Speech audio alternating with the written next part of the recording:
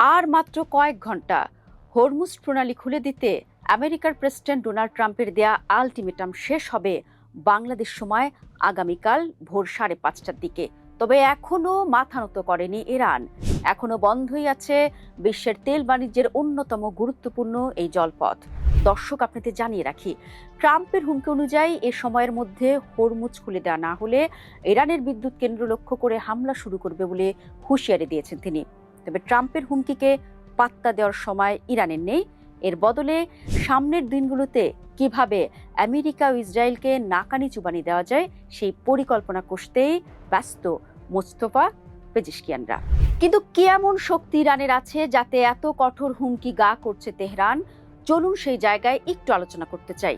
দর্শক, যুদ্ধের শুরু থেকেই একটি বিষয় পরিষ্কার, সেটি হলো ইরান দীর্ঘদিন ধরে হরমুজ প্রণালীকে একটি কৌশলগত হাতিয়ার হিসেবে ব্যবহার করে আসছে।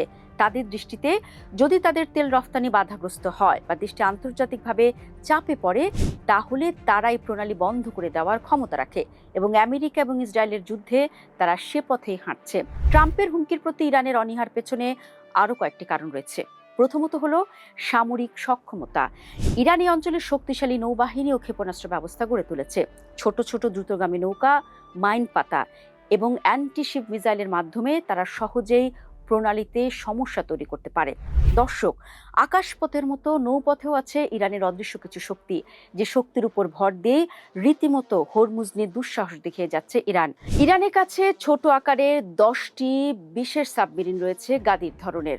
মজার ব্যাপার হলো, ইরানের সব সাবমেরিন ছোট হওয়ার কারণে মাত্র 100 ফুট গভীর পানিতেও দারুণভাবে চলতে পারে। আর এসব ছোট সাবমেরিন খুব সহজেই চোখ ফাঁকি দিতে সক্ষম আমেরিকার বড় বড় সাবমেরিনের। শুধু তাই নয়, ইরানের এই সাবমেরিনগুলো হুথ নামের টর্পেডো নিক্ষেপ করতে পারে। সব মিলিয়ে হরমুজের নীল জলে ইরান অপ্রতিরোধ্য। দ্বিতীয়ত হলো কৌশলগত আত্মবিশ্বাস। ইরান মনে করে যুক্তরাষ্ট্র সরাসরি বড় ধরনের সংঘর্ষে জড়াতে চাইবে না, কারণ এতে পুরো মধ্যপ্রাচ্য আরও অস্থির হয়ে উঠতে পারে। আর ইরান এরই মধ্যে কড়া জবাব দিয়ে বুঝিয়েছে আমেরিকার জন্য ইরান মৃত্যুফাঁদ। সবশেষ হলো, ট্রাম্পের হুমকিকে উপেক্ষা করে ইরান আন্তর্জাতিক মহলে নিজেদের দৃঢ়তা প্রদর্শন করতে চাইছে। এর আগেও আমরা দেখেছি 28 ফেব্রুয়ারি যুদ্ধ শুরুর পর থেকে আমেরিকান প্রেসিডেন্ট প্রতিদিন নতুন নতুন হুমকি দিয়েছেন ইরানকে। তবে এগুলো কোনোটাই পাত্তা না দিয়ে নিজেদের রণকৌশলের দিকেই বেশি মনোযোগ দিয়েছে তেহরান। ফলও পেয়েছে হাতে নাতে। এবারও তাই একই কৌশলে হাঁটতে চায় খামেনি শিষ্যরা, কারণ তারা জানে ফাঁকা বুলি হোক আর সত্যি হোক, বল এখন তেহরানের কোর্টে। তাই ট্রাম্পের কথাকে গুরুত্ব দেওয়ার কিছু নেই। বাস্তবে ডোনাল্ড ট্রাম্পের 48 ঘন্টার আলটিমেটাম অনেকের কাছেই এক ধরনের কূটনৈতিক চাপ হিসেবে বিবেচিত হচ্ছে। অতীতে তিনি প্রায়ই কঠোর ভাষায় বক্তব্য দিয়ে প্রতিপক্ষকে চাপে রাখার কৌশল গ্রহণ করেছেন। এই হুমকিও তেমন একটি পদক্ষেপ হতে পারে, বিশেষ করে ইরানের উপর অর্থনৈতিক ও সামরিক চাপ বাড়ানোর উদ্দেশ্যে। দর্শক, তবে প্রশ্ন হলো, এই হুমকি কতটা বাস্তবায়নযোগ্য? হরমুজ প্রণালী আন্তর্জাতিক জলসীমা হলেও এর উত্তর উপকূল ইরানের নিয়ন্ত্রণে। ফলে এখানে সামরিক পদক্ষেপ নিতে গেলে সরাসরি সংঘর্ষের ঝুঁকি তৈরি হবে, যা ইরানের পাশাপাশি ক্ষতিগ্রস্ত করবে মধ্যপ্রাচ্যে থাকা আমেরিকার বন্ধু দেশগুলোকেও। যদি ইরান 48 ঘন্টার পর হরমুজ খুলে না দেয়, তাহলে কি হবে? আপনাদের জানিয়ে রাখি, যুদ্ধ শুরু হওয়ার 4র্থ দিনের মাথায় হরমুজ প্রণালী বন্ধ করে দেয় ইরান। তখন থেকে আমেরিকা হরমুজ প্রণালীর নিরাপত্তা নিশ্চিত করতে নৌবাহিনী মোতায়েন করে রেখেছে। তবে হালে পানি পায়নি, বরং ইরানের মিসাইল আর ড্রোনের আক্রমণে রণতরীগুলিতে নেমে এসেছে নানা ধরনের বিপর্যয়। যদিও তারা সেটি অস্বীকার করেছে, তাতে কি? বিশ্ববাসী যা জানার তারা তো জেনেই গেছে।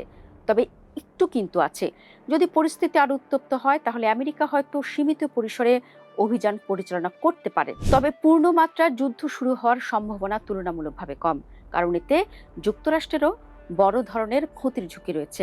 আরেকটি হলো আন্তর্জাতিক জোট গঠন করে প্রণালীতে নিরাপত্তা জোরদার করা।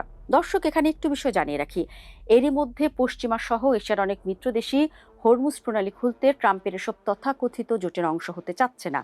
আর আরেকটি হতে পারে ইরানের উপর নতুন অর্থনৈতিক নিষেধাজ্ঞা আরোপ। কিন্তু ভেতরের খবর হলো সেটি করা আর মনে হয় সম্ভব হবে না। কেন বলছি? এরই মধ্যে সুর নরম করে ইরানের তেল রফতানিতে 1 মাসের জন্য নিষেধাজ্ঞা তুলে নিয়েছে আমেরিকা। সব দিক মিলিয়ে বলা যায়, ডোনাল্ড ট্রাম্পের 48 ঘন্টার হুমকি এবং ইরানের তা উপেক্ষা করা, এই ঘটনাটি মূলত বৃহত্তর ভূ রাজনৈতিক প্রতিদ্বন্দ্বিতার অংশ। হরমুজ প্রণালী কেবল একটি জলপথ নয়, বরং এটি বৈশ্বিক অর্থনীতি ও শক্তির রাজনীতির কেন্দ্রবিন্দু। বর্তমান পরিস্থিতিতে সবচেয়ে গুরুত্বপূর্ণ বিষয় হলো উত্তেজনা নিয়ন্ত্রণে রাখা, কারণ একটি ভুল পদক্ষেপে পুরো অঞ্চলকে অস্থিতিশীল করে তুলতে পারে এবং এর প্রভাব বিশ্বজুড়ে ছড়িয়ে পড়তে পারে। আর তাই ট্রাম্পের আলটিমেটাম যে আর আলটিমেটাম থাকবে না, সেটা ইরান যেমন বুঝে তেমনি বুঝে উপসাগরীয় দেশ আর আমেরিকার মিত্ররাও।